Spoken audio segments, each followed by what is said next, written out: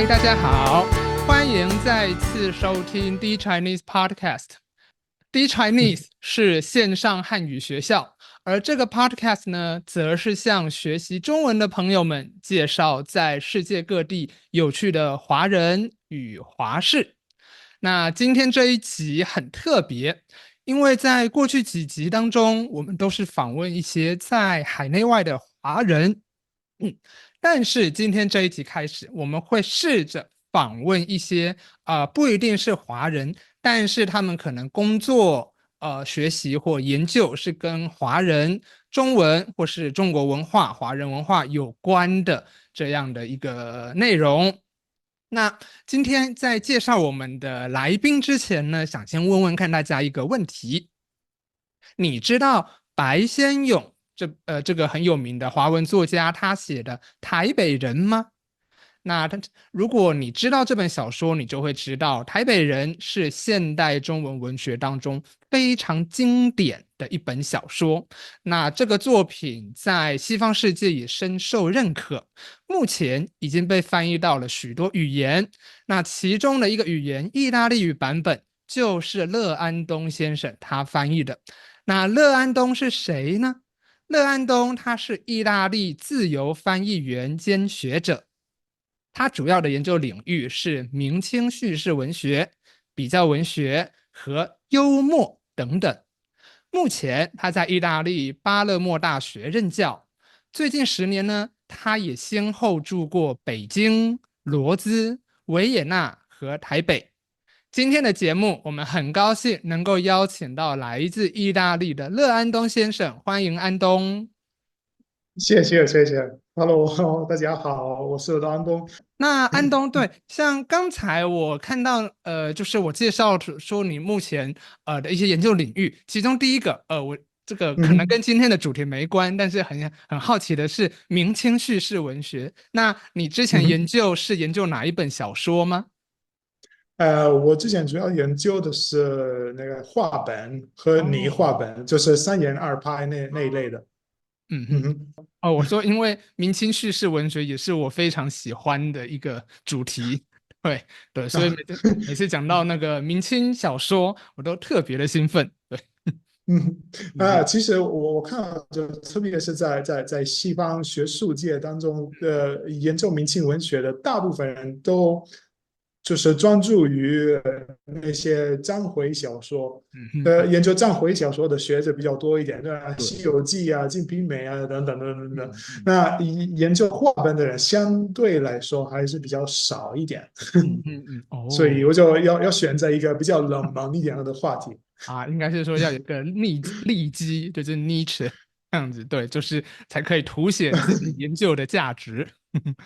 那像刚才你说那个你的研究领域，其实还有另外一个我觉得很有趣，就是关于幽默。那可不可以跟我们谈嗯。一谈啊？为什么你会对幽默这一个主题特别感兴趣呢？这个，嗯哼，主要都是因为我是翻译学出身的，嗯，那我毕业之后我就发现，哎，其实那些最难翻译的东西不是什么软件说明书啊之类的，其嗯嗯，实其实最难翻译的就是幽默，所哦，以我是就嗯最开始我是从那个呃。就是从那个翻译的角度去研究幽默，嗯跟幽默的翻译。那后来我看到，当然跟大部分的西方人一样，我看到的是就是在网上看到我们的老外的代言人嘛，这嗯大山老师，他讲的是那种单口相声。那其实单口相声主要就是讲笑话，就一个嗯人上台讲笑话。嗯。所以我就可以说是入迷于这个幽默，就是中式的幽默。那我想先问问看，对你，我们就问一个最大的一个方向好了。你觉得中式幽默和意式幽默最大的不同在哪里呢？啊。中式的幽默跟意式的幽默最大的不同的是，我看的是，就是我们先拿这些意大利的一些比较典型的，不是文学作品，是那典型的什么电视节目啊，嗯或者电影也好。嗯来就是当我们的就是幽默的一个尺度吧。嗯嗯我看他们那大部分的幽默的表现是那种捧腹大笑啊，什么笑破肚子那种，哈哈嗯，哈大笑。是中式幽默是比较可以说是含蓄一点吧。哦，对他们比较讲究的是这个含蓄，就哦，是那种，就是他们的含义是在语言之外，所对以是一种比较聪明一点的幽默，哦，聪明一点，会聪明吗？就是会嗯会会哦，对，就是理智一点的幽默，理智一点的理智。幽默吧。我对意大利的幽默的第一个印象，有很大的一部分是来自于对别人的一种评价。那这种评价嗯有时候会觉得有一点毒舌，就是有一点，嗯就讲话有一点直。然后我就有时候会觉得，哦，这种直好像是真的很直接，而且有点不留情面。可是好笑，好笑是因为非常的传神，真的是把一个人可能不管是像是穿衣服啊，或者是一些行为，然后真的是让人家觉得很奇怪的地方，用很传神的方式说出来，然后大家就会捧腹大笑，那种笑破肚子那样子。嗯对对对嗯对，所嗯以所以我不晓得说，可能也是因为不晓得是不是在意大利的文化当中，你们在评论或者在幽默特别强调传神，或者是要用一种夸张、非常形象化的方式来表达幽默呢？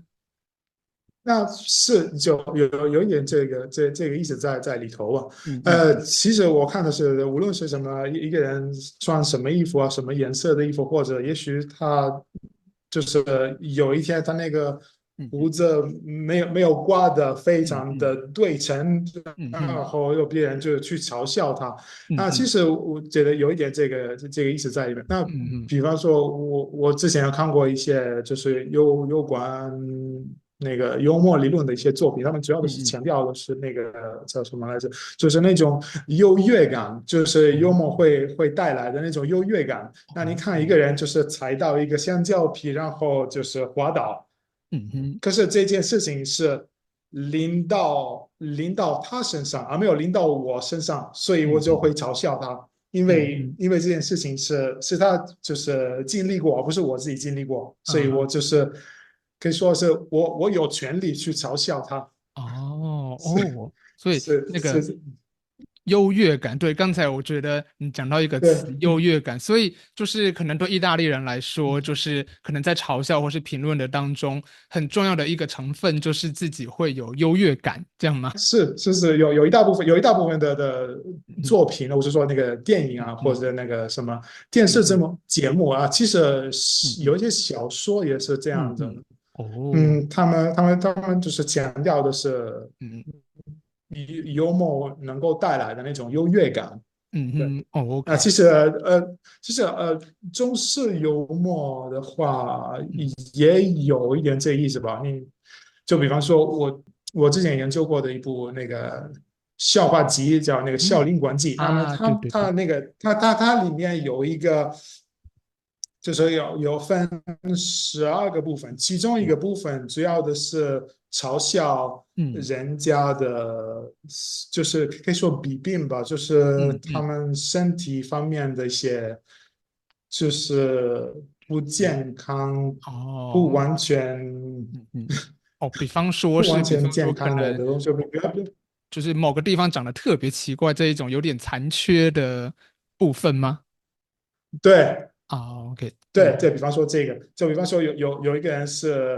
会多忘事，所以嗯嗯他现在一个地方啊，什么，我先说一个比较，我说粗俗一点吧，在一嗯个地方就是撒尿，然后再过5分钟之后说，哎，这里谁在这边撒尿过？所以哦是他自己撒尿过，是哦，OK，这类的这东西，所以我们嗯嗯我们我们能够感受到那种优越感，因为嗯嗯。他是多忘事，我们不是。哦，OK，对，所以对刚才讲到那个孝林，对，其实我也想继续再追问，对，那刚才说分享说那中式幽默，对，那刚才你提到孝林广记的这一个故事，那你觉得在你看过的一些中式幽默，不一定是孝林广记，或者是在你就是你研究过程当中接触到的一些文本当中，你觉得有没有哪一个幽默感，或是哪一则笑话，对，那个让你真的是你现在觉得最有趣，然后非常中国、非常中国人的一种幽默呢？有一个我是就是会经常提到的什么，也是来自于《笑林国记》的一个笑话，我嗯嗯，觉得也蛮有趣的，因为哦，就是有一部分是很粗俗的，有另一部啊，分其实比较理智的，比嗯嗯较聪明的，就是嗯有一个和尚，他嗯嗯，向他的那个学生，他的徒弟，我那个佛教那个的那个专用语，哦我，OK，忘记了，反正嗯嗯他对他的学生说，哦，今天晚上我们会吃素。我说，嗯嗯，哎，什么叫吃素？他说不用口水直接进去。哦好所以，OK，说，然后嗯嗯他学生非常的惊讶，然后他说，嗯，哎，师傅，能不能开一点肉啊？OK，所以哦，这么一个笑，就是有另一方面是非常粗俗的，非常那个，嗯，对，就是粗俗吧，就粗鲁啊。对对对，有另一方面比较聪明，因为他们嗯嗯是用的是那个佛教的专用语，叫这个嗯嗯吃素。那嗯嗯什么佛教比较讲究的这个吃素的这么一嗯嗯个习惯，嗯来描述另一位行为，就是另一种行为。嗯嗯，呃，所以算是一种 code speaking 之类的。好，OK，对。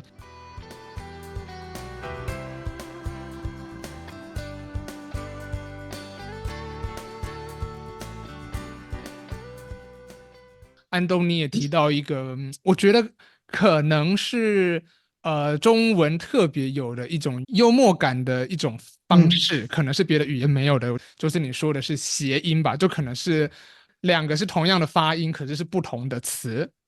对，因为我们都知道啊中文非常多同音字、同音词，对，像光是我说的一个“是”就有好多个字，对，所以可能都会有不同的一个意思，对。可是中式的幽默感觉就是特别会去玩这一种同音字的游戏，用同音字来故意表达有趣的效果，这样子。嗯哼，对，同音字，所以就会有所谓的歧义，就是意思不一样的意思。所以有时候会故意玩那种文字上的那种意思不一样的这种游嗯哼。戏。对，那想问一下，在意大利语也有类似这种那个谐音同音字的这一种幽默感的方式吗？嗯，我之前有听说过，可是很少，因哦，为我们就是那个语言的结构跟中文的语言嗯嗯的结构是完全不一样的，所以我们嗯其实虽然有，可是嗯嗯嗯，对对很少，对，所以我觉得可能所谓就是的中国特色的幽默感，真的就是这这这玩文字游戏。在文字游戏谐音啊之类的，对，对对对，OK，对，像刚才安东尼也提到，就是那个在幽默感当中会有粗俗跟理智之间这样的两种一种不一样嗯的幽默感，当然同样都好笑。对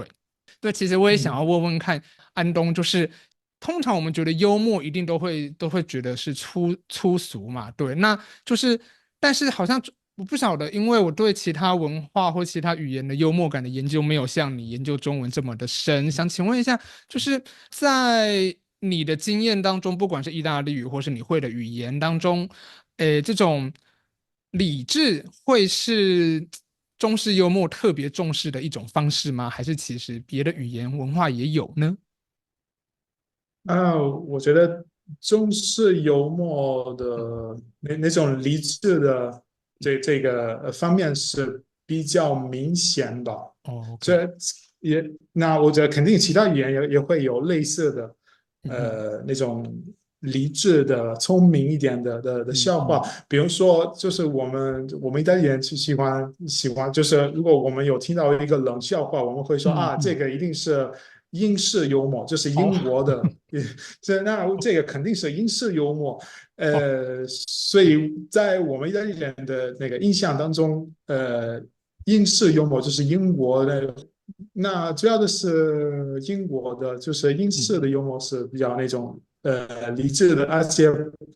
不一定嗯嗯会让你那个笑破肚子，那种哈哈哈大笑。嗯可嗯嗯是会有那种，就像那个，那我们刚才提到那个幽默嗯嗯大师林语堂先生都提到过的那嗯种嗯嗯会心之笑。啊，对你对对，就是那个什么幽默作品的读者是嗯嗯往你那边迈到了第一步，然后你也往他那边迈到了第一步，然后你哦，们会在中间就是集合，在中间见面，然后那嗯嗯就叫会心之笑。，OK OK，对对对，所没错，以那个是比较，所以在我们这里人的印象当中，嗯嗯。英式的就是英国人比较会对这方面比较敏感吧。哦，对啊，好哦，对对，那个我不知道你同意吗？我我我英我不知道你同意英吗？还是国的那个部分我不知道，对，因为我对英国也不太了解，对，但是讲到那个中式这边，我觉得还蛮同意的，对，因为像我们在讲幽默的时候，如果我现在是说，如果今天我们一个学者要研究幽默，就是其实。像你做的研究就非常的好，就是你很清楚的会先分出两个，一个是粗俗的幽默感，我相信是每个文化都会有的，对。但是理智的部分就会让我去想到说，哎，那中式幽默好像特别重视理智的这个来源，或是这一条这个风格是从哪里来？对，那我目前想到可能就是我们知道的那个庄子，庄子可能他的那套思想可能也是影响着中式幽默。那庄子的思想，就不是那种粗俗的，那庄子他就是会比较强调的，就是一种强调泰然自得或者是一种智慧、理智上的一种幽默感，这样。然后像刚才你也提到了林语堂，好像也都是他在分析幽默的时候，也是把这个幽默的来源放到庄子的这一条脉络上面，这样。嗯对，其实我一直在今天讲到幽默，我其实一直也很想要跟你分享，就是从我这个讲中文的人来看意大利的幽默感，有时候会觉得意大利的那种评论哦，真的是毒舌到让人家觉得有点没礼貌，可是又很好笑的那一种。那你觉得这一种，我讲个例子好了，像我们常常会说那个嗯吃一碗意大利面，然后可能上面会有很多拉固或者是很多的那一些酱料，然后会用舌头去舔，然后那个我就听别人说啊，这样太好了，那个晚上都不用洗盘子了的这样的一个说法。对，然后我就觉得哦，那个很好笑，可是也很毒，但是却是有莫名的喜感。对，那我不晓得说，对你来说这种就是很典型的意式幽默吗？算是也会有更嗯，更残忍，就是对更残酷的，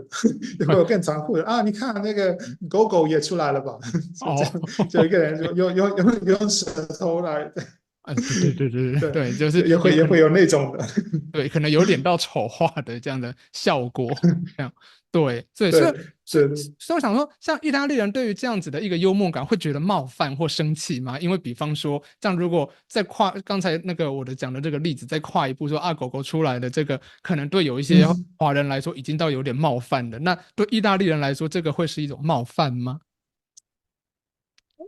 我觉得要看情况吧。如果是这个什么母亲对孩子讲，那就嗯完全没有那种冒犯，就是被冒犯哦的感觉啊。如果，OK，是陌生人跟陌生人讲，那就当嗯，然是冒犯的，就是不礼貌哦的。哦，OK，哦，所以也是你们也是会有点对游走在那种快要冒犯但又是不冒犯的这样的一个边界当中。对对，对啊，对，像我还记得，就还有那个我们常常说那个意大利有时候慢叫 come non ci fosse un domani，我也觉得这个说法特别的好笑。对，就是好像怕明天没有东西吃，所以现在吃的狂吃、大吃特吃的那一种。对，这个在中文也嗯，没有，可是是。很形象化，然后也很好笑，可是又有稍微有一点丑化的感觉。有，其实筹划的感觉有，那个嗯嘲笑的感觉也有。那嗯嗯嗯还有一个就是我不知道有没有筹划那么的嗯，严格，那么嗯嗯，的冒犯人，可是是那种就是卡通化，哦啊，卡我通画。我们比较喜欢就是对，嗯哼就是我们比较喜欢就是把人家的一个行为或者他们的行为，他们嗯哼的嗯就是体质的一个小点，就是放的特别大，那嗯，就叫那个卡通化。哦，对那是我们比较会专用的一个幽默的方式。，OK，哦，我觉得，就比方说，我们嗯你看你跟我我们聊都是戴眼镜的，那嗯这个是一个典型的例子。我们那个意大利人都会说一个 quattro occhi，你有4个眼睛。哦，OK，哦，对，那个的中文也有叫四眼田鸡。就对对对对是就对，这样。是就是，哦，OK，哦，所以其实，我觉得讲到幽默，真的很多是一个是人类常常会共通的一个主题，可能只是每一个文化会侧重的面向不同。对，那个意大利可嗯能像刚才我觉得你总结的非常好，就是卡通化。对，那中文呢，可能就是一方面是有粗俗的脉络，一方面还有就强调理智的这样的一个脉络。那这个嗯又像刚才我们提到的，跟英式幽默可能有一点类似这样。